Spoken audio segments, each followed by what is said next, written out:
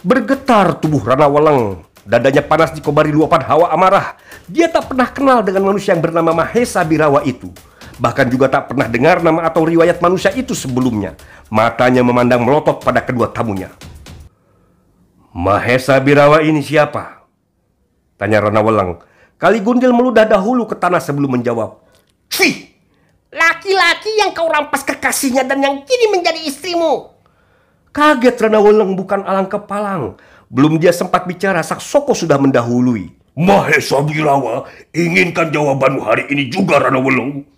Kaligundil menyambung. "Dan sebaiknya apa yang tertulis di surat itu kau ikuti saja." "Kalau tidak?" tanya Ranawaleng menindih rasa geramnya. Kaligundil tertawa mengekeh.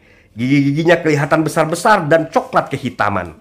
Ranawaleng tak dapat lagi menahan luapan amarahnya. Diremasnya dan dipatah-patahkannya kayu penyepit surat, lalu dilemparkannya ke kepala Kaligundil, tepat mengenai mulut yang sedang tertawa mengekeh itu.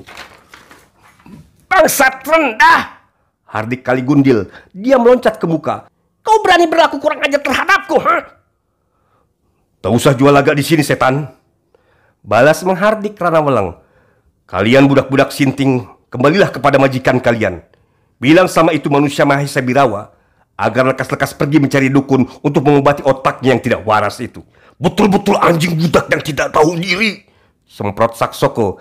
Dari tadi dia memang sudah berangasan gara-gara si orang tua yang telah mempermainkan dan setengah menantangnya tadi. Sekali dia ayunkan langkah, maka satu tendangan yang didahului oleh angin hebat melanda ke bawah perut Ranawaleng. Melihat musuh yang inginkan jiwanya itu, Ranawaleng menggeram dan kertakan rahang. Dia berkelit ke samping dan hantamkan ujung sikunya ke tulang iga lawan. Saksoko bukan manusia yang baru belajar ilmu silat kemarin sore. Sambil melompat ke atas, lututnya ditekuk dan disorongkan ke kepala lawan. Ranawaleng merunduk dan lompat ke samping. Sebelum dia berbalik untuk mengirimkan pukulan ke punggung lawan yang saat itu masih belum menginjak lantai langkan, maka terdengarlah suara seseorang. Raden Ranawaleng, mengapa mesti mengotori tangan terhadap kunjung kesasar ini? Biar aku si tua bangka Jarot Karsa yang kasih sedikit pelajaran sopan santun terhadapnya." Ternyata yang berkata itu adalah orang tua rentak kurus krempeng yang tadi mencabuti rumput di halaman, yang merupakan pembantu kepala kampung Jatiwalu. Mendengar dirinya dimaki sebagai kunyuk kesasar, maka marahlah Saksoko. Dia membalik dan menyerang orang tua itu, kini dengan satu pukulan jarak jauh yang menimbulkan angin deras. Angin pukulan ini menyerang ke pusat jantung di dada Jarot Karsa. Dengan begitu, Saksoko berkehendak ingin mencabut nyawa si orang tua detik itu juga. Tapi Jarot Karsa ganda tertawa. Sekali dia gerakan tangan kanannya yang kurus, maka setiup angin dahsyat memapaki serangan si gebuk pendek Saksoko. Angin pukulan Saksoko menyungsang balik menyerang Saksoko sendiri. Ditambah dengan dorongan angin pukulan si orang tua, maka kedahsyatannya pun bukanlah olah-olah. Tubuh Saksoko mencelat keluar langkan rumah sampai 3 tombak dan menggelinding di tanah. Dicobanya bangun kembali, tapi tubuhnya itu segera rebah lagi setelah terlebih dahulu dari mulut Saksoko menyembur darah kental dan segar. Kaget Kaligundil bukan kepalang. Mukanya hitam membesi, laki-laki itu menerjang ke depan. Terjangan ini disertai dengan bentakan yang keras menggeledak, membuat langkan rumah dan tanah menjadi bergetar. Jarot Karsa menunduk cepat. Gerakannya ini disusul dengan cepat oleh Kaligundil. Serangkum angin keras dan dingin menyerang ke seluruh jalan darah di tubuh orang tua. Pasir menderu berterbangan, debu menggebu. Jarot Karsa cepat-cepat dorongkan tangan kanannya ke muka, maka 2 angin pukulan bertemu di udara, menimbulkan suara berdentum seperti letusan meriam. Tubuh Jarot Karsa kelihatan bergoyang gontai, sedang Kaligundil terlempar ke tanah tapi cepat bangun lagi.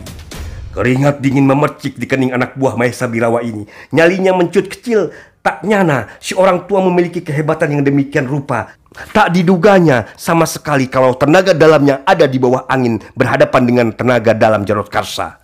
Tapi laki-laki ini yang menjadi buta matanya dan tumpul pikirannya karena amarah dan kebencian yang meluap, tidak memikirkan lagi bahwa sesungguhnya si orang tua bukan tandingannya.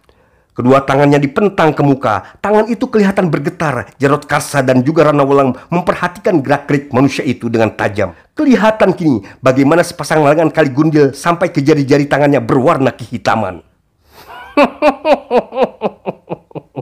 Terdengar kekehan si tua Jarot Karsa. "Kau hendak pamerkan ilmu lengan tangan baja?" Kaligundil terkejut. Terkejut karena belum apa-apa musuh sudah mengetahui ilmu simpanan yang paling diandalkannya. Tapi ini tidak diperhatikannya, bahkan dia pentang mulut. "Bagus, penglihatanmu masih tajam juga, ha?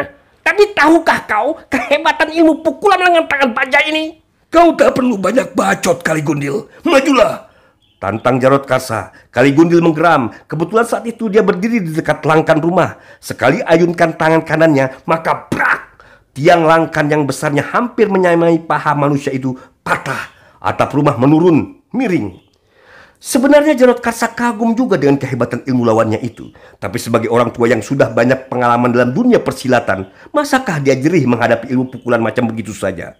Ayo monyet kesasar, majulah, Katanya dengan terbungkuk-bungkuk. Kedua telapak kaki Kaligundil menjejak tanah. Tubuhnya melesat ke muka, sedikit miring. Kaki kiri dan kanan mengirimkan serangan berantai terlebih dahulu, kemudian menyusul sepasang lengannya yang menghitam oleh aji lengan tangan baja. Angin yang ditimbulkan oleh serangan dua lengan itu dahsyatnya bukan alang kepalang, tajam dan memberikan mata. Lengan kiri membabat ke pinggang Jarot Karsa. Kalau kena, pastilah pinggang orang tua itu akan terkutung dua. Lengan kanan yang menghantam dari atas ke bawah mengincar batok kepala Jarot Karsa. Dapat dibayangkan bagaimana dalam sekejapan mata lagi kepala si orang tua itu akan hancur berantakan. Pekikan setinggi langit yang hampir merupakan lolongan serigala haus darah melengking menegakkan bulu roma. Kaligundil melingkar di tanah, nafasnya sesak, lidahnya menjulur keluar seperti orang yang tercekik dan matanya melotot. Tubuhnya bergerak-gerak beberapa lama. Kemudian ketika darah menyembur dari mulutnya, tubuh itu pun tak bergerak-gerak lagi. Kaligundil pingsan menyusul kawannya yang terdahulu. Rana Welang menghela nafas dalam. Dipandanginya kedua manusia yang melingkar di tanah itu. Kemudian dia berpaling pada orang tua. Bapak Jarot Karsa, kau kenal dengan manusia yang bernama Mahesa Birawa itu? Jarot Karsa menggeleng. Siapa dia tak penting, Raden. Yang penting ialah mulai saat ini kita mesti waspada. Karena cepat atau lambat manusia itu pasti datang ke sini untuk membuat perhitungan dengan kita. Rana Welang mengangguk. Aku tak ingin melihat kedua orang ini lebih lama di depan rumahku. Bereskan mereka, Pak Jarot. Si orang tua tertawa mengekeh.